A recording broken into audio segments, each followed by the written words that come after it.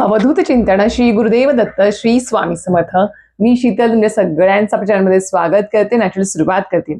मंडळींनो, आपणासाठी सगळ्यांसाठी स्वामी भक्तांसाठी दत्त भक्तांसाठी अजून एक पर्वणी चालून आली आहे. ती म्हणजेच काय तर येत्या 15 एप्रिल 2026 या दिवशी आलेला आहे बुधवार आणि या दिवशी श्री स्वामी समर्थांची पुण्यतिथी आलेली आहे. आता आपल्याला माहिती आहे की नुकतंच श्री स्वामी समर्थांचा प्रकट दिन होऊन गेलेला आहे आणि त्याच्यानंतरच आता लवकरच जेमतेम आजपासून 19 दिवसांनी बरोबर श्री स्वामी समर्थांची पुण्यतिथीचा काळ येणार आहे किंवा तो दिवस येणार आहे.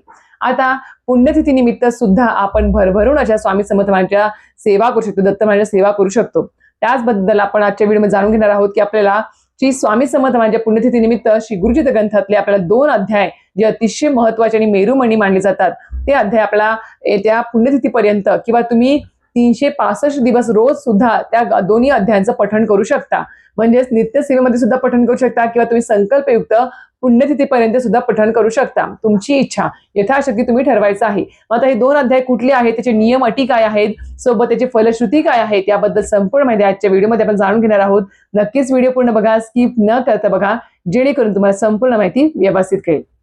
तर मंडळींनो, तुम्हाला सांगितल्याप्रमाणे नुकताच आता 20 मार्चला आपल्या श्री स्वामी समर्थांचा प्रकट दिन झाला. त्यानिमित्ताने भरभरून सेवेकरांनी भरभरून जे सेवा सुद्धा केलेल्या आहेत. कोणी गुरुचरित ग्रंथाचं पारायण केलं किंवा श्री स्वामीचरित्र सारामृताचे अध्यायाचे पठण केले किंवा पाठ केले आहेत किंवा तारक मंत्र असेल किंवा इतर भरभरून सेवा, नामस्मरण, लिखित नामजप भरभरून सेवा केलेल्या आहेत. आता ज्यांना कोणाला मी खरं सांगते त्या प्रकट दिनानिमित्त कुठल्याच सेवा करायला जमल्या नसतील तर अजून एक पर्वणी आली आहे श्री स्वामी समर्थांची पुण्यतिथी. येत्या 15 एप्रिल 2026 बुधवार या दिवशी पुण्यतिथीचा दिवस आहे. त्या निमित्ताने आपण अजून सुद्धा भरभरून सेवा करू शकता, यथाशक्ती करू शकता, काही हरकत नाही. सेवा जर जास्त झाली तरी सुद्धा काही हरकत नाही, त्याचा काही दोष तुम्हाला लागणार नाही, उलट चांगलाच होणार आहे. फक्त सेवा कमी नका पडू देऊ, फक्त याची काळजी घ्या.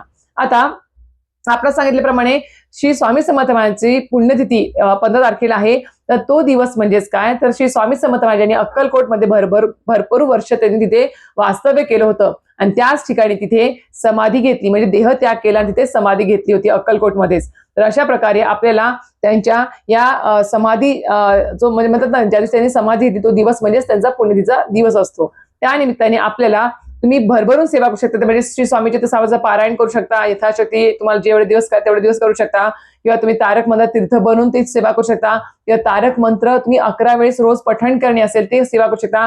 लिखित नाम जप परत ती सेवा किंवा तुम्ही नामस्मरण जप माळेवर सुद्धा जास्त प्रमाणात करू शकता.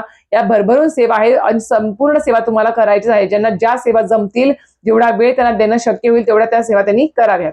त्यातल्या त्यात बघायला गेलं तर आता आपणास माहिती असेल की येत्या 9 एप्रिल पासून अखंड नामजप यज्ञ सप्ताहाला सुरुवात होणार आहे.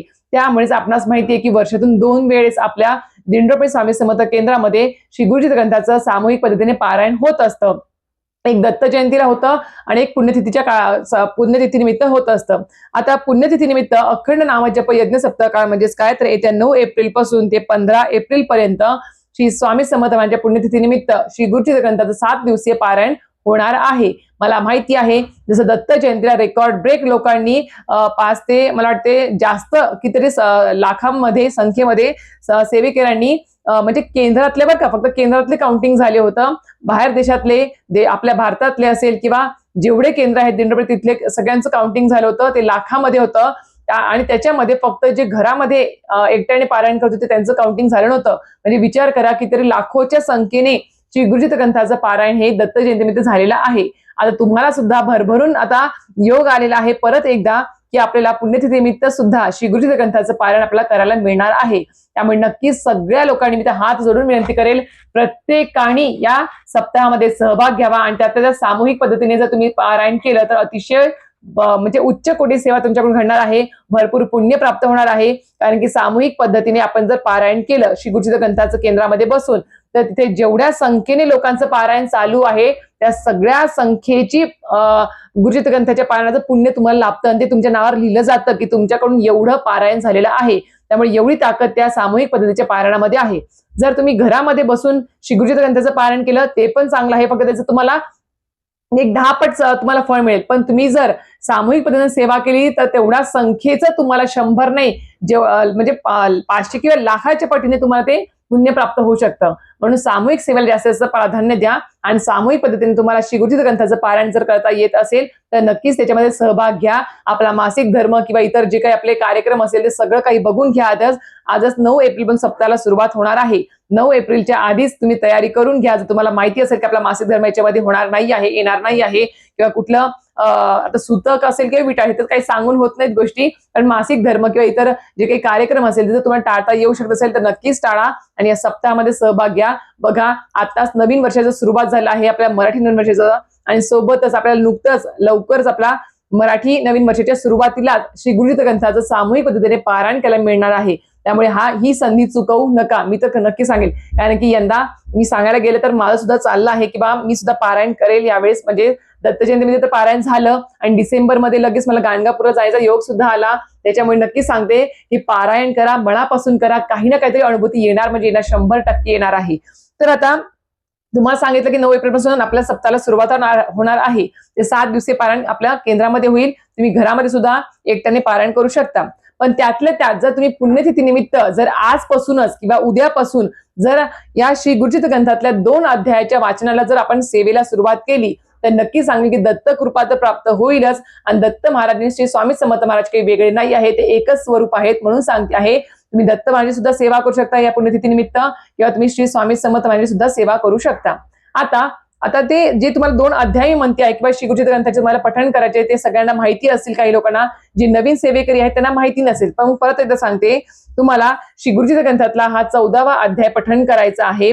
आजपासूनच या सेवेला सुरुवात करा. पुण्यतिथी निमित्त यथाशक्ती करा किंवा संकल्पयुक्त करा, ते तुमच्यावर डिपेंडेड आहे. आणि 18वा अध्याय हा श्री गुरुचरित्र ग्रंथातला.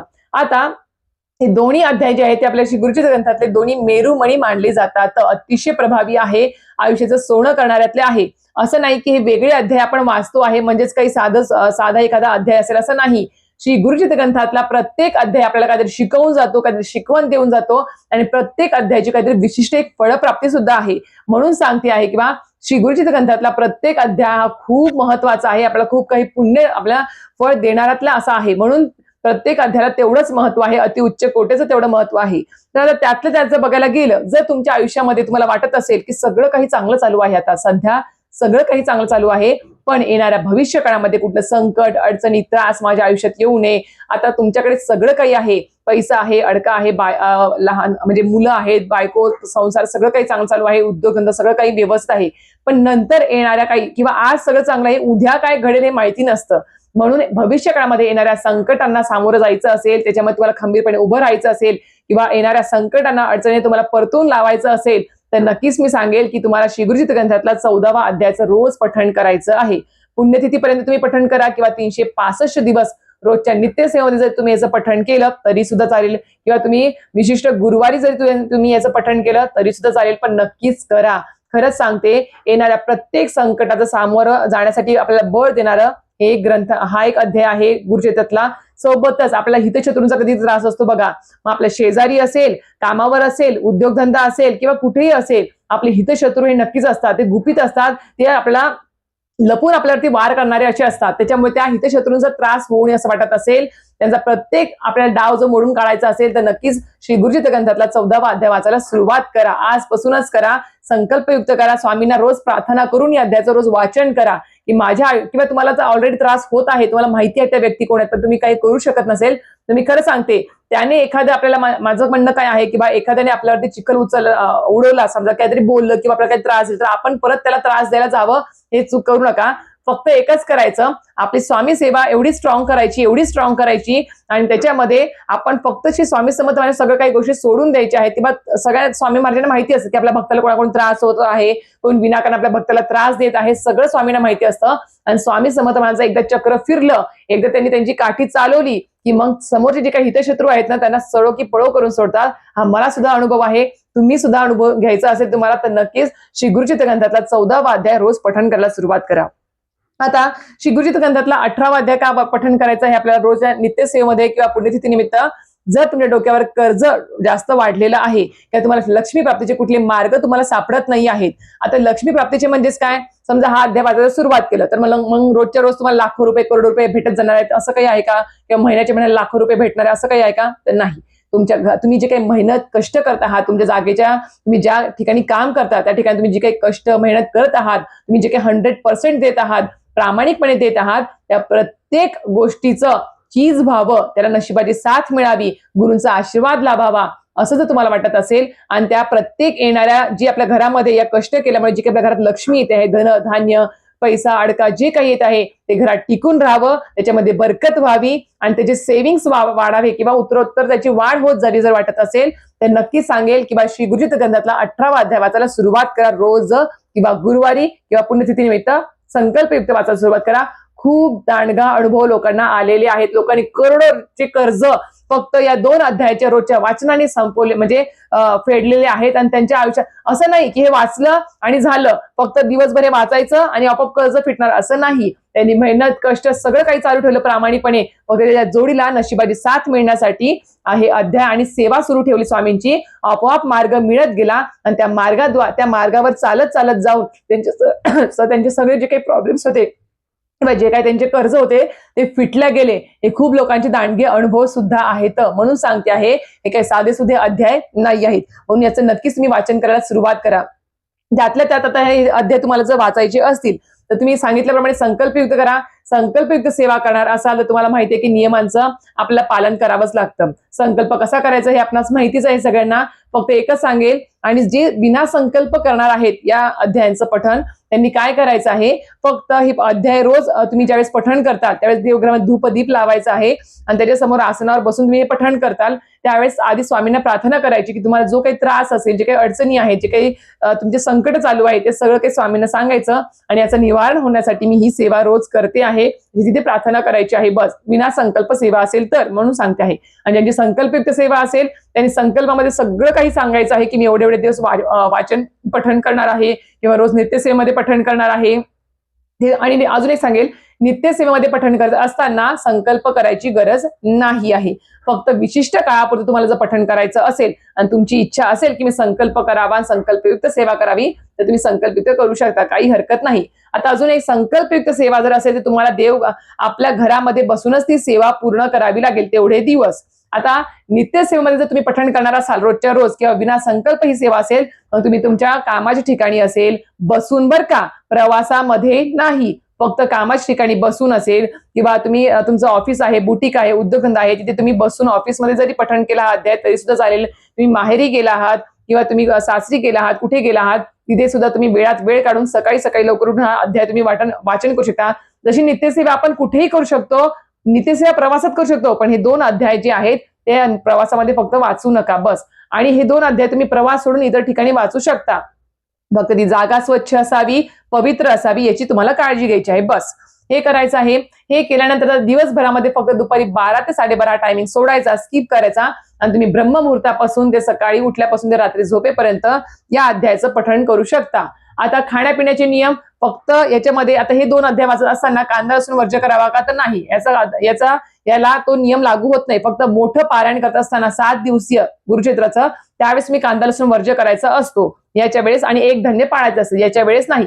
ह्याचं वाचन करत असताना फक्त तुम्हाला परान्न कडकडीत बंद ठेवायचं आहे, मांसाहार कडकडीत बंद ठेवायचा आहे आणि तुम्हाला संकल्पयुक्त जर ही सेवा असेल तर ब्रह्मचर्याचं पालन सुद्धा करायचं आहे. आणि रोजच्या नित्यसेवेमध्ये जर पठण करणार असाल, विना संकल्प सेवा असेल तर तुम्ही ब्रह्मचर्याचं पालन नाही केलं तरी सुद्धा चालेल, पण दुसऱ्या दिवशी सकाळी शुचिर्भूत होऊन महिलांनी पुरुषांनी आपल्याला याचं वाचन करायचं आहे. अजून एक गोष्ट, नित्यसेवेमध्ये किंवा तुम्ही विना संकल्प ही सेवा करत असताना ज्या दिवशी तुम्ही नॉनव्हेज खाणार आहात तुम्हाला सांगते मी त्याच्या आदल्या दिवशी तुम्ही वाचू शकता, पण ज्या दिवशी नॉनव्हेज होणार त्या दिवशी वाचायचं नाही, दुसऱ्या दिवशी सुद्धा वाचायचं नाही. आणि दुसऱ्या दिवशी वाचल्या कारण की आपणास माहिती मांसाहार पचन व्हायला किंवा डायजेशन व्हायला किती दिवस लागत असतात, त्यामुळे तुमच्या पोटात ते अन्न नॉनव्हेज आहे, तुम्ही ह्याचं पठण करतात. तुम्हाला वाटत असेल की मी आज नॉनव्हेज खाल्लं आणि उद्या सकाळी मी डोक्यावर आंघोळ करून वाचन करेल, नामस्मरण करेल, नित्यसेवा करेल, हे चुकीचा तुमचा भ्रम आहे. कारण की नॉनव्हेज खाल्ल्यावर ते कितीतरी दिवस त्याला पचायला लागत असतात, त्याच्यामुळे तुमच्या पोटात ते नॉनव्हेज असतं आणि तुम्ही इकडे स्तोत्र मंत्र पठण करत आहात दुसऱ्या दिवशी, त्याचा तुम्हाला काही सुद्धा फायदा होणार नाही. मी तर म्हणेल की तुम्ही हे नित्यसेवेमध्ये जरी पठण करत असाल तरी सुद्धा एकही दिवस तुम्ही नॉनव्हेज खाऊ नका, परान्न बंद ठेवा. बघा तुम्हाला किती त्वरित आणि लवकरात लवकर तुम्हाला याची फळप्राप्ती मिळेल आणि तुमची संकट अडचणी त्रास दूर होतील. हे 100% मी तुम्हाला याची शाश्वती देऊ शकते. म्हणून सांगते आहे. आता तुम्हाला सांगितल्याप्रमाणे आता हे 2 अध्याय वाचत असताना या पद्धतीने तुम्हाला 10-10 रुपयांच्या पोथी धार्मिक दुकानात भेटून जातील किंवा दिंडोरी स्वामी समर्थ केंद्रामध्ये भेटून जातील. आणि हे 2 अध्याय वाचण्यासाठी मोठा श्री गुरुचरित्र ग्रंथाचा पोथी जी आहे 52-53 अध्यायाची ती रोज आपल्याला बाहेर काढून वाचायची नाही आहे, हाताळायची नाही आहे. तो जो ग्रंथ आहे तो खूप पवित्र ग्रंथ आहे, त्याला रोज काढून वाचायचं नाही. ते फक्त सप्ताहापुरतच आपल्याला 7 दिवसासाठी पारायण असेल तरच तो बाहेर काढावा आणि वाचन करावं. रोज त्याला हाताळायचं नाही. रोज आपल्याला तेवढी पवित्रता पाळणं शक्य होत नाही म्हणून सांगते आहे. म्हणून फक्त हे 2 अध्याय असे 2 पोथ्या आणून घ्या, जेणेकरून तुम्हाला हे प्रवासामध्ये किंवा दुसऱ्या गावी जाताना किंवा ऑफिसमध्ये नेताना सुद्धा तुम्हाला त्या नेता येतील. अशा पद्धतीने सगळ्यांकडे असतील सुद्धा, ज्यांच्याकडे नाही आहे त्यांनी नक्कीच घ्या आणि याचं रोज वाचन करायला सुरुवात करा किंवा पुण्यतिथी निमित्त याचं वाचन सुरू करा. यथाशक्ती संकल्पयुक्त खूप छान असे अनुभव येणाऱ्यातले आहेत म्हणून सांगते आहे. नक्कीच करा. आणि खूप खूप पवित्र असा हा ग्रंथ आहे श्री गुरुचरित्र ग्रंथ. आणि याच्या सप्ताहाच्या मध्ये सुद्धा याच्या वाचनाला पारायणाला तुम्ही नक्कीच बसा, ही सुद्धा मी तुम्हाला विनंती करेल. आणि आता आपले येणारे लवकरात लवकर जे सगळे व्हिडिओ असतील ते आपल्या सप्ताहानिमित्त असतील. जर तुम्हाला इच्छा असेल की आमचा हा प्रश्न आहे याच्यावर व्हिडिओ करा, तर नक्कीच मी त्याच्यावर व्हिडिओ करेल. गुरुचरित्र ग्रंथाबद्दल सांगते मी तुम्हाला, सप्ताहाबद्दल जे प्रश्न असतील ते विचारा मला कमेंट बॉक्समध्ये. मी त्याच्याबद्दल तुम्हाला सविस्तर व्हिडिओ करून माहिती देईल किंवा कमेंट बॉक्समध्ये उत्तर देईल. पण नक्कीच विचारा आणि तुम्ही सुद्धा सहभाग घ्या. शेजारी पाजारी सगळ्यांना घेऊन तुम्ही या सप्ताहामध्ये सहभाग घ्यायला विसरू नका आणि जास्तीत जास्त सेवा करायला सुद्धा विसरू नका. आणि हो, हे अध्याय वाचन करत असताना नित्यसेवा विसरायची नाही, पंचमायतने विसरायची नाही आहे, ते आपला रोज चालू ठेवायचं आहे. तर अशा प्रकारे तुम्हाला आजच्या व्हिडिओ माहिती आवडली नक्कीच व्हिडिओ लाईक शेअर सबस्क्राईब करायला विसरू नका. श्री स्वामी समर्थ.